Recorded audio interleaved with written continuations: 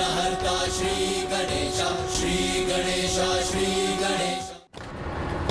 धनगुप्त, मैंने तुमसे कहा था ना, जो तुम कर रहे हो सर्वथा अनुचित है। मत करो, अन्यथा संकट में पड़ जाओगे। क्या हुआ भानु? किस संकट की बात कर रहे हो तुम? अरे वही जिसका संदेह था हमें, तुम्हारी उदारता का दंड उन असहाय निर्धन ग्रामीणों को प्राप्त होने जा रहा है, जिन्हें तुम दान में धन नहीं, एक नवीन विपदा देकर आए हो। राजा ने उन सभी को आजीवन कारावास का दंड दे दिया है। अब कहो, क्या तुम्हें अभी भी प्रभु महादेव पे आस्था है? क्या आप भी कहोगे जो होगा उत्तम होगा?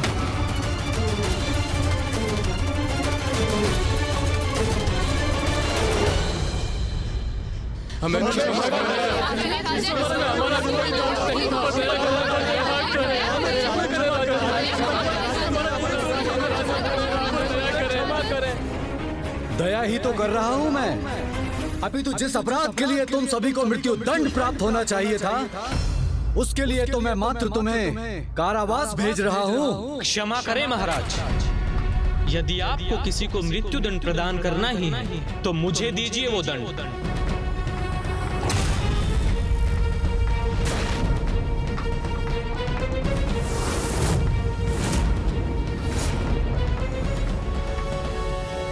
क्योंकि महाराज, इन सभी को उस धन से सहायता प्रदान करने वाला मैं ही था। सैनिकों,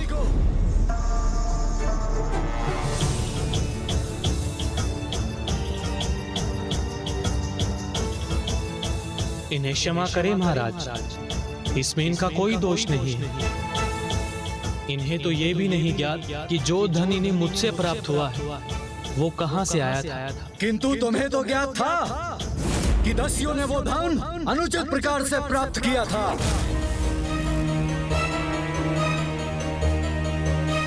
अर्थात उचित कहा तुमने। मेरे वास्तविक अपराधी तो तुम हो, ये ग्रामीण नहीं। सैनिकों, इन ग्रामीणों को मुक्त कर दो और इसे बंदी बनाओ।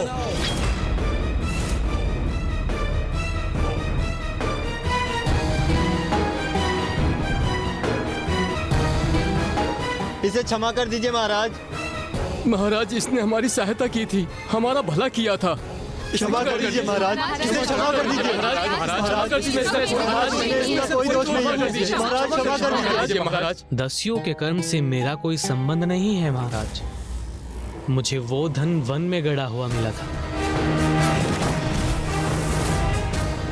अच्छी कृत्रिम कथा की रचना की है तुमने, किंतु अब इस अपराध के परिणाम को प्राप्त करने से तुम्हें मुक्ति प्राप्त नहीं हो सकती। शीघ्र बताओ मुझे, किस दस्यु मुखिया के अधीन हो तुम? अन्यथा तुम्हें मृत्युदंड अवश्य प्राप्त होगा। हे महान विदर्भ नरेश, हे महाराज, आपके, मेरे और हम सभी के एक ही तो भाग्य विधाता है, और वो है स्वयं प्रभु महादेव। मैं तो उन्हीं के अधीन हूँ, वही मेरे एकमात्र मुखिया हैं। मेरे साथ शब्दों की क्रीड़ा मत करो। शीघ्र बताओ, तुम्हारे दस्यु मुखिया कौन हैं? अन्यथा मृत्यु दंड प्राप्त करने के लिए तैयार हो जाओ। जो सत्य था मैंने कह दिया महाराज। अब मेरे कथन पर विश्वास करना न करना आप पर निर्भर करता है। तो ये भी मत भूलो कि तुम्हारा जीवन शेष रहेगा अथवा नहीं, ये भी मेरा ही निर्णय है। नहीं महाराज, मुझे क्षमा करें, किंतु मेरे जीवन और मृत्यु के निर्धारक आप नहीं। क्या कहा तुमने?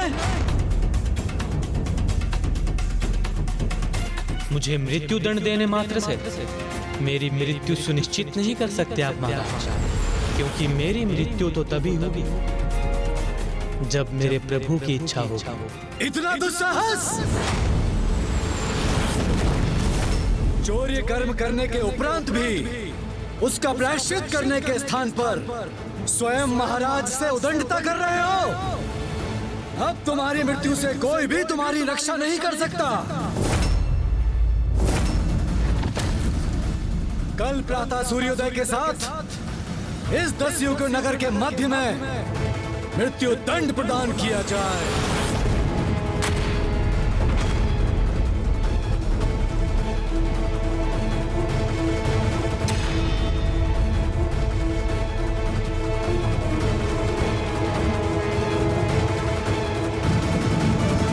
मित्र, ये सब क्या हुआ? चिंता मत करो मित्र भानु, मेरे प्रभु शिव शंकर में आस्था रखो, जो होगा उत्तम ही होगा।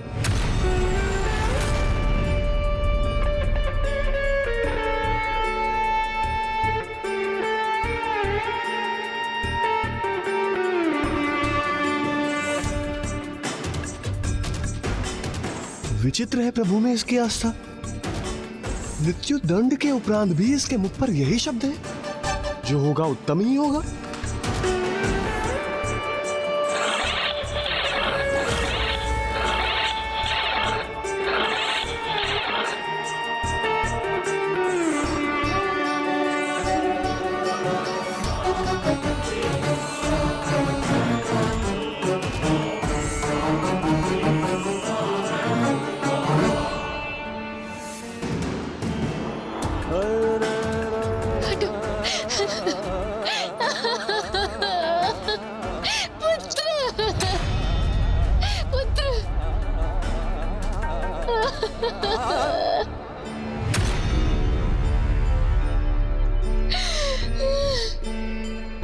नहीं माता, आप विलाप क्यों करती हैं? आप ही ने तो मुझे सिखाया है कि प्रभु महादेव में हमें अटूट आस्था रखनी चाहिए, फिर जो होगा वो उत्तम ही होगा। विचित्र, इसकी मृत्यु इसके समक्ष है, किंतु ये फिर भी सब कुछ उत्तम होने की बात कर रहा है। नहीं, अर्थात ये इसका प्रभु में विश्वास नहीं, अपितु ये अपने अंत समय में मेरा अपमान करने की चेष्टा कर रहा है।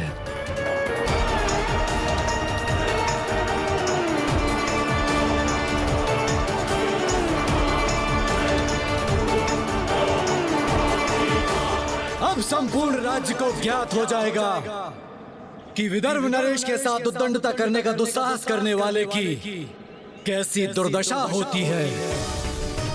मेरे आदेश का पालन हो।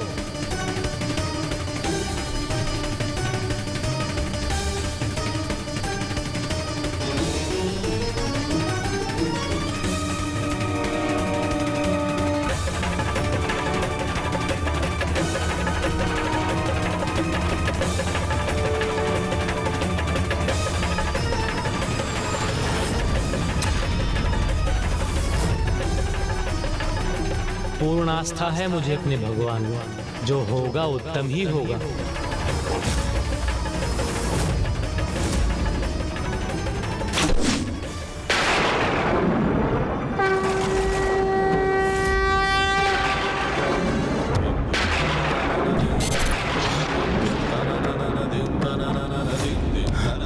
कैसी भयंकर ध्वनि है ये?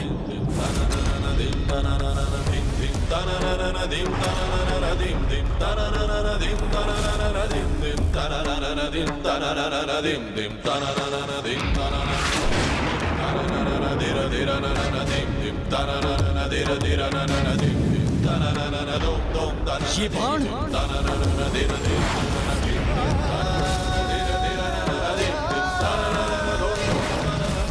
सैनिकों, सावधान! अग्नि से प्रज्वलित ये बाण किसी शत्रु का आक्रमण है ये। अब ये क्या नवीन विपदा?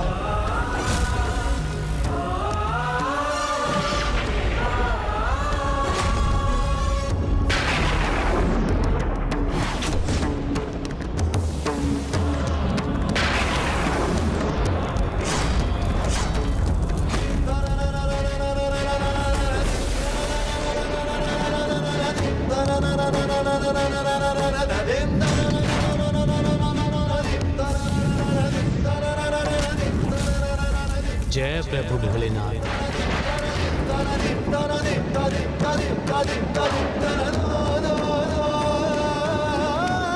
आश्चर्य!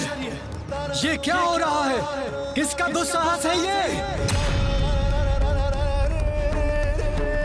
सैनिकों, महाराज को सुरक्षित करो।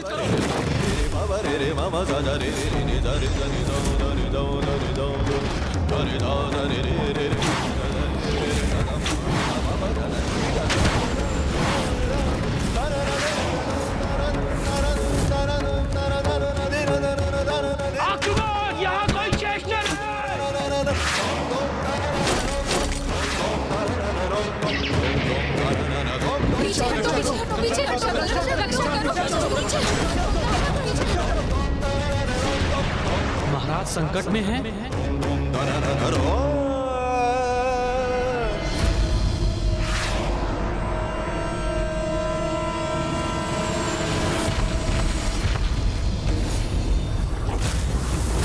जय प्रभु महादेव।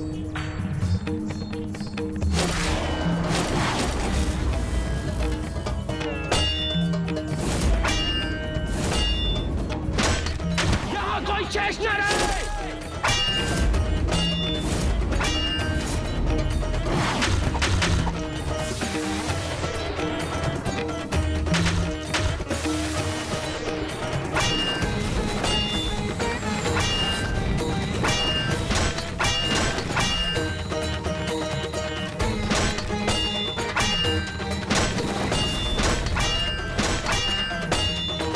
मैंने जिसे मृत्यु दंड दिया वो अपने अद्भुत पराक्रम से मेरी रक्षा कर रहा है।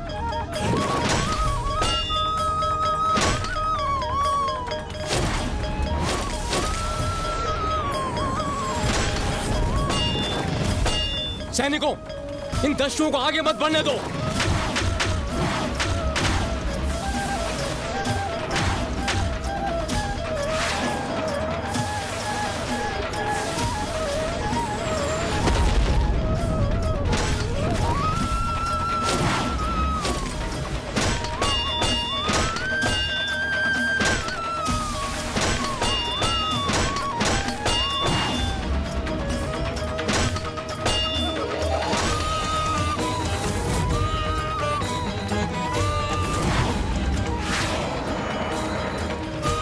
ये दस्यु तो सैनिकों को आहत कर रहे हैं, इन्हें मुझे ही रोकना होगा।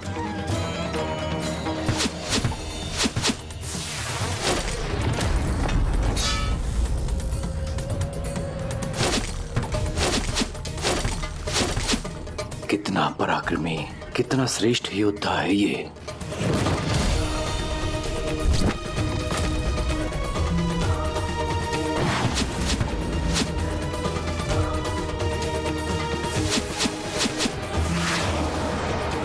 जय शिव शंकर भोलेनाथ।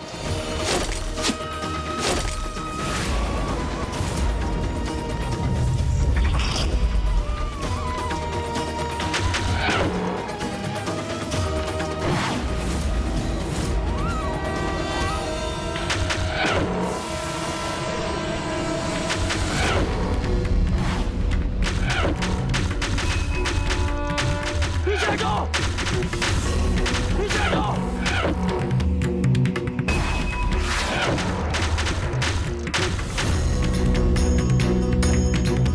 मेरी सेना जिसके समक्ष असफल हो गई उन्हें इस योद्धा ने अकेले ही रोक दिया।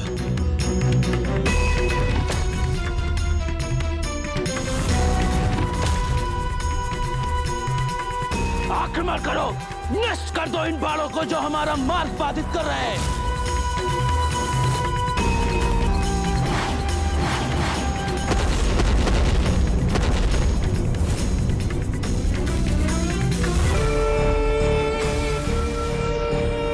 हमारे बाण इनके बाणों को क्षति पहुंचाने में अक्षम क्यों हैं? पुनः प्रयास करो।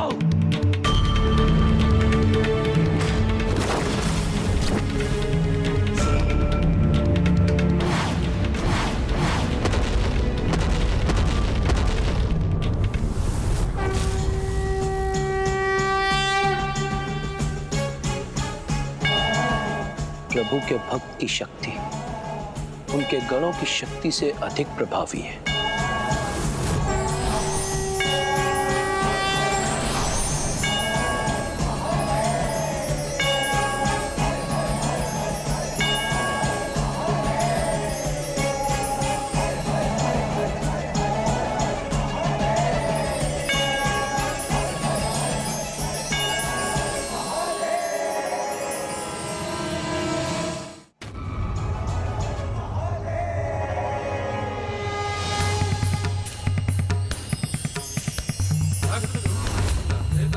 कौन है दस्यु मुखी जिनकी इतनी दिव्य ऊर्जा है?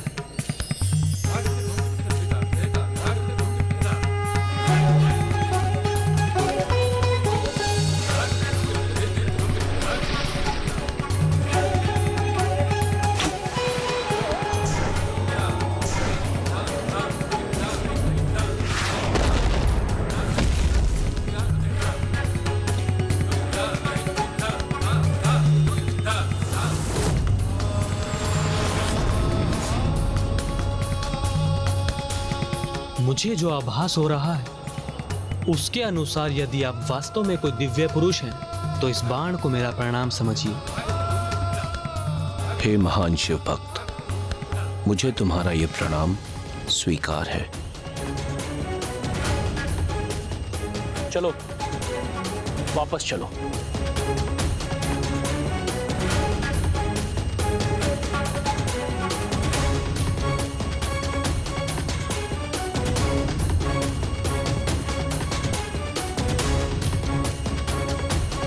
अद्भुत है इसका युद्ध कौशल।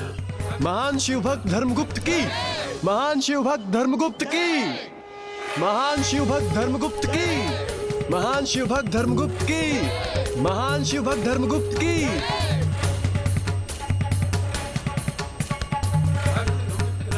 ये पराक्रमी योद्धा कोई साधारण मनुष्य तो कदापि नहीं हो सकता।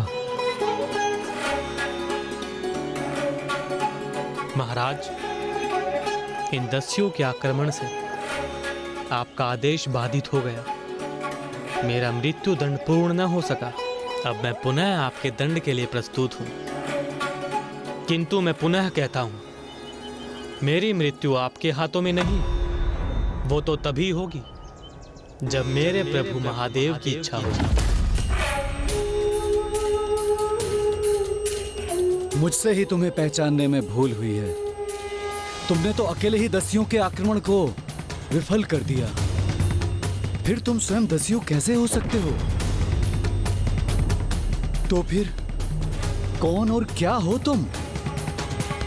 तुम्हारा वास्तविक परिचय तो मुझे इतना ही ज्ञात है कि तुम एक भिक्षुनी के पुत्र हो, किंतु तुम जन्म से क्षत्रिय, कौशल में एक महान योद्धा और व्यवहार में एक तपस्वी प्रतीत होते हो।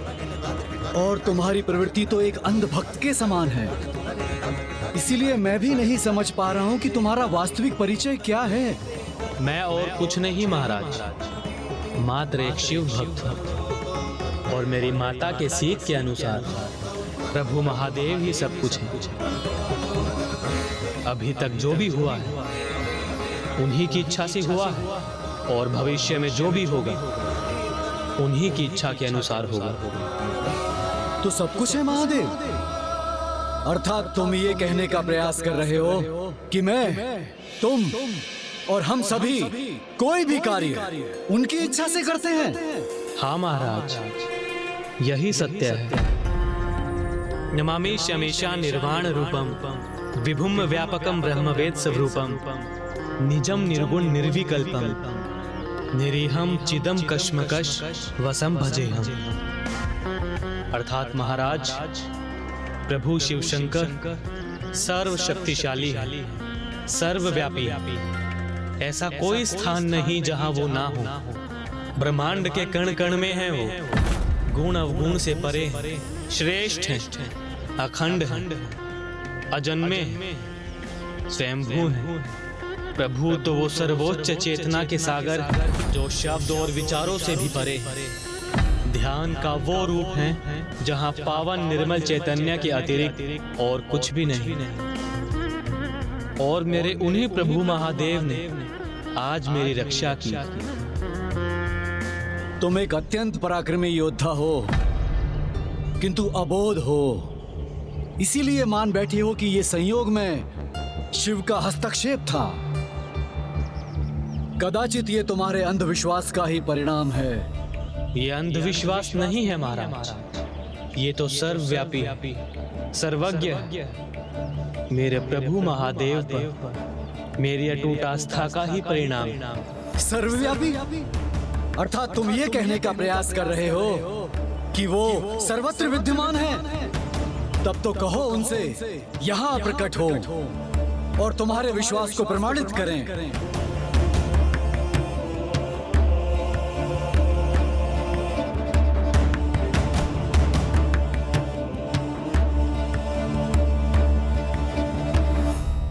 महाराज, आप एक भक्त की अटूट आस्था को चुनौती देने की भूल क्यों कर रहे हैं? यदि वास्तव में ये इसकी अटूट आस्था है और ये इसका अंधविश्वास नहीं, तो सर्वव्यापी भगवान को स्वयं यहाँ प्रकट होना चाहिए। तभी तो ये प्रमाणित होगा कि यहाँ जो कुछ भी घटित हुआ है उसके कारण वही है।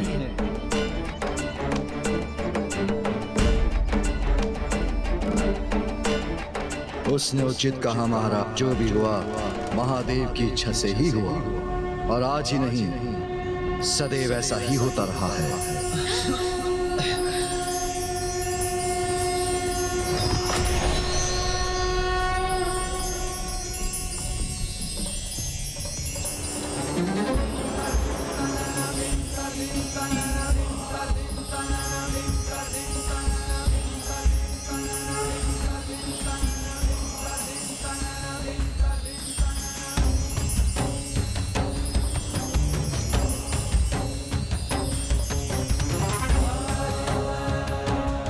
वही दिव्य भिक्षुक है पुत्र, जिनके कहने पर वन में मैंने तुम्हें पुत्र रूप में स्वीकार किया था।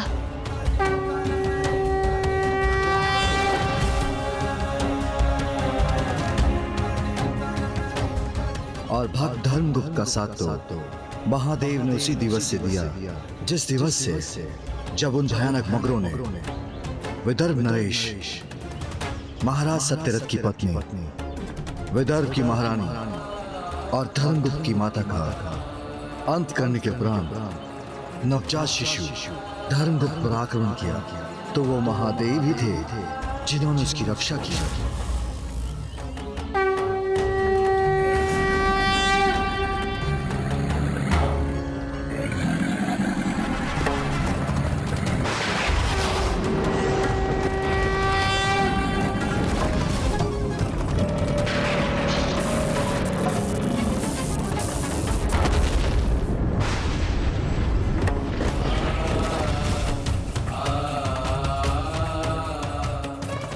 वो शिव ही थे जिनके हस्तक्षेप के कारण भक्त धर्मगुप्त की माता को उसके निकट जाने की प्रेरणा प्राप्त हुई।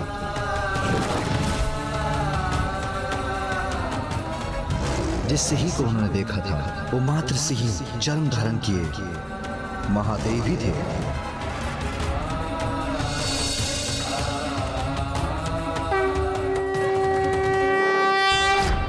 शिव, वो स्वयं प्रभु शिव ही थे। जिस सर्प ने इन्हें अपना मार्ग परिवर्तित करने पर विवश किया था वो महादेव के कंठ में विराजमान नागराज वासुकी थे। और जिस विद्युत ने वृक्ष की शाखा को उनके समक्ष गिरा दिया था वो महादेव के त्रिशूल से ही उत्पन्न हुई थी।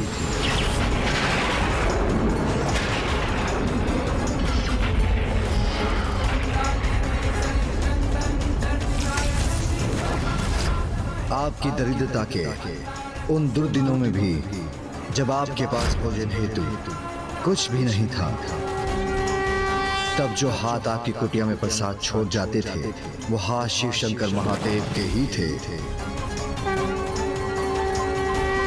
जब धर्मगुप्त के अस्वस्थ होने पर वैद्य अचानक स्वयं प्रकट हो गए थे, वो भी शिव ही थे। जिस अनियंत्रित बैल के कारण धर्मगुप्त और आप उस गुरुकुल में शरण प्राप्त करने पर विवश हुई थी, वो भी शिव शंकर ही थे।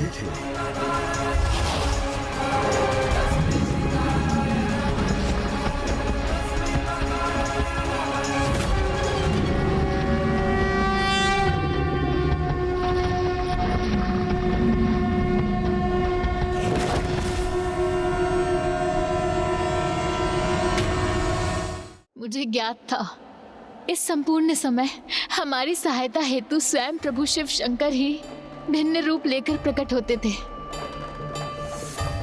उन दस्युओं को लूट का धन वन में छिपाने के लिए प्रेरित करने वाले वो भी शिव ही थे।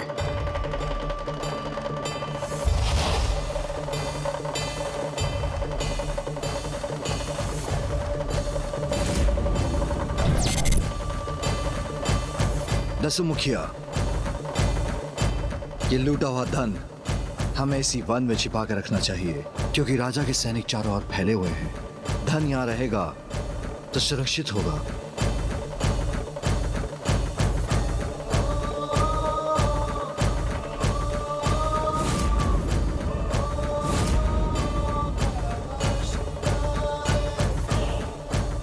आपका गुप्तचर बनकर आपको ग्रामीणों के मध्य उस धन की वितरण की सूचना देने वाले वो भी शिव ही थे। महाराज, दसियों समूह द्वारा लूट का एकत्रित धन आपकी ही प्रजा में ग्राम के वासियों ने प्राप्त कर लिया है, और अभी जिनके आगमन से धर्मगुप्त का मृत्यु दंड टला, वह आक्रमणकारी दस्यु कोई अन्य नहीं, महादेव के भेजे हुए गण ही थे। नहीं माता, आप फिलाप क्यों करती हैं? आप ही ने तो मुझे सिखाया है, प्रभु महादेव में हमें अटूट आस्था रखनी चाहिए, फिर जो होगा वो उत्तम ही होगा। नंदी, अब उचित समय आ गया है।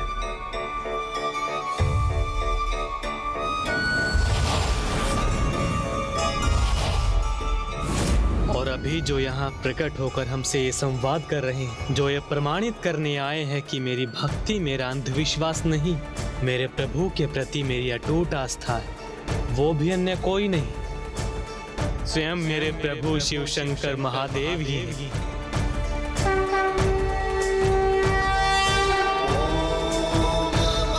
तुम ये कहने का प्रयास कर रहे हो कि वो सर्वत्र विद्यमान है? तब तो कहो उनसे कि यहाँ प्रकट हो। ओम नमः शिवाय।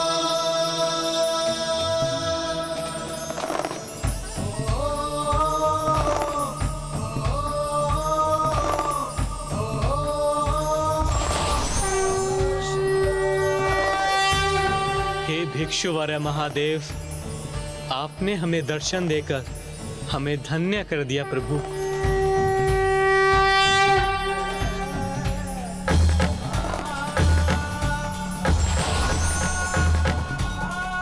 तुमने शरणागत होने का चरम भाव प्रस्तुत किया है। जिस प्रकार तुमने कभी मुझ पर अपनी अटूट आस्था का परित्याग नहीं होने दिया, वैसे मैं भी तुम्हारा परित्याग नहीं कर सकता। हे प्रभु, आपने तो मेरा साथ कभी नहीं छोड़ा, फिर मेरे माता पिता को उनकी सुरक्षा से वंचित क्यों होने दिया आपने? पुत्र, जिन मां ने तुम्हें जन्म दिया उन्हें भी मुझ में अटूट आस्था थी, किंतु उन्होंने अपने पूर्व जन्म में अपने पति की दूसरी गर्भवती पत्नी का वध कर एक घोर पाप किया था। इसलिए इस जन्म में मातृत्व का सुख भोगने का अवसर प्राप्त नहीं हुआ, और तुम्हारे पिता ने भी अपने पूर्व जन्म में किसी को मृत्युदंड देने हेतु अपनी पूजा मध्य में ही छोड़ दी थी, जिसके फलस्वरूप अपनी आयु और शासन के मध्य में उनसे उनके राज्य और प्राण दोनों ही छिन गए। किंतु उनके इस जन्म के सुकर्मों के फलस्वरूप तुम जीवित हो, और अब तुम्हारे सुकर्म ईश्वर में तुम्हारी अटूट आस्था से तुमने संसार के समक्ष प्रमाणित कर दिया है। जिसका कोई अन्य आसरा नहीं होता, उसे मैं आसरा प्रदान करता हूँ। और आज मैं एक घोषणा भी करता हूँ, जो ईश्वर पर अटूट आस्था रखेगा, ईश्वर का आशीर्वाद सदैव उस पर रहेगा। प्रभु भिक्षुवर्य की, प्रभु भिक्षुवर्य की, प्रभु भिक्षुवर्य की, प्रभु भिक्षुवर्य की, प्रभु भिक्षुवर्य की, प्रभु भिक्षुवर्य की। इसके उपरांत राजा भक्त धर्मगुप्त से इतने प्रभावित हुए कि उनके महान प्रशंसक बन गए। उनका अपना कोई पुत्र न था, तो उन्होंने अपनी पुत्री का विवाह धर्मगुप्त से करवाकर उन्हें अपना राज्य सौंप दिया, और इस प्रकार प्रभु की इच्छा और कृपा से धर्मगुप्त को वो प्राप्त हुआ जो उनका अधिकार था।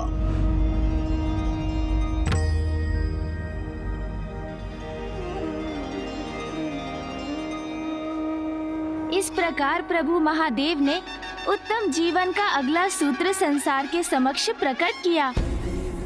अपने ईश्वर में आस्था कभी नहीं खोनी चाहिए, क्योंकि प्रभु किसी न किसी रूप में भक्त का साथ अवश्य देते हैं।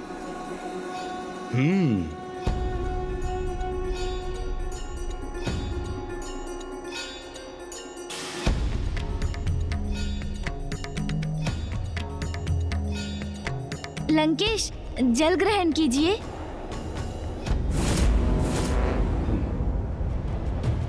इस वन को पार करते ही हम गोकर्ण पहुंच जाएंगे।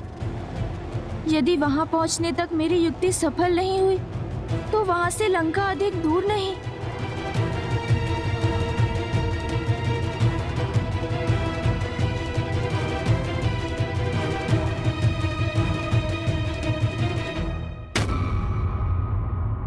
एक भक्त को सांसारिक आघातों से भयाक्रांत नहीं होना चाहिए, क्योंकि सच्ची भक्ति और आस्था को संसार का कोई भी अस्त्र काट नहीं सकता।